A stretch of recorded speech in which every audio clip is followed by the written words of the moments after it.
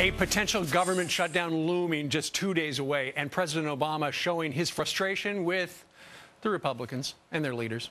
There's no reason why we should not get an agreement. As I said before, we have now matched the number that the Speaker originally sought. The only question is whether politics or ideology are going to get in the way of preventing a government shutdown.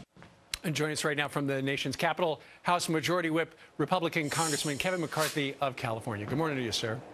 Good morning. Thanks for having me. Hey, people are sitting at home and they're wondering, how close are we really to a government shutdown? Well, there's only a few days out. Remember why we're here. Last year, when the Democrats were in the majority in the House and the Senate, they never produced the budget. After the election, they were still in power. They chose to only fund government to March 8th. So when Republicans took over, the first thing they did was pass a budget that funds government to the end of their fiscal year, September 30th. But the Senate never produced anything. So when we got to that deadline, we have given 2 extensions. Remember, after the first time we hit the deadline, the president got really engaged and he sent the vice president down here for 1 day. Then the vice president left for 2 weeks. Now we're back to that after doing it twice. Now the president's really engaged in the last days of the idea. It would be more helpful if the Democrats actually produced something out of the Senate. See, now the president yesterday also said that both sides need to act like grown-ups. In your estimation, are both sides acting like grown-ups or not? Well, it's tough. You get Howard Dean out there that tell the Democrats to shut down because politically it's beneficial to them. You have Schumer, they're one of their top Democrats in the Senate, on a phone with the reporters calling Republicans extremes because that helps them politically.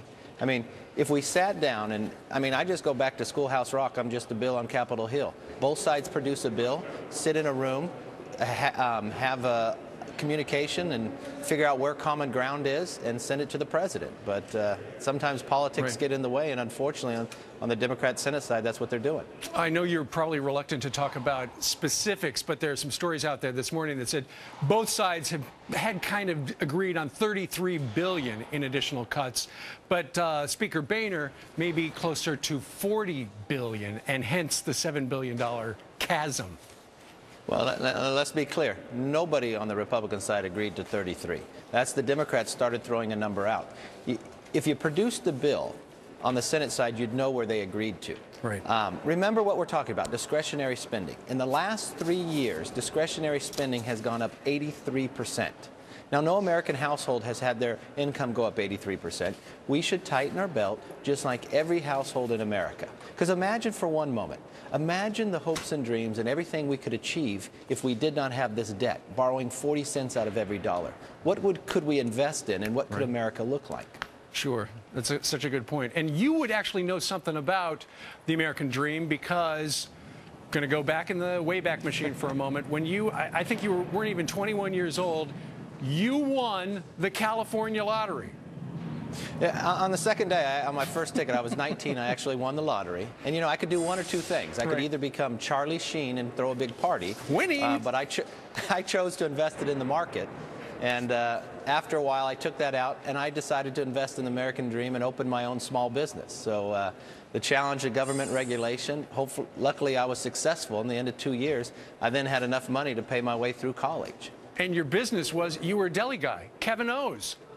I didn't put a lot of thought into the name, so I just named it after myself. But you know exactly what goes into a small business, and that's why you're pushing for what you are right now. Congressman, 70% of all jobs are created through small business. That's what we need to grow, jobs, and that's what we promised we'll do. Absolutely. Congressman Kevin McCarthy, the Majority House Whip. Sir, thank you very much. I know you got a very busy day there on Capitol Hill. Thanks for having me. You bet.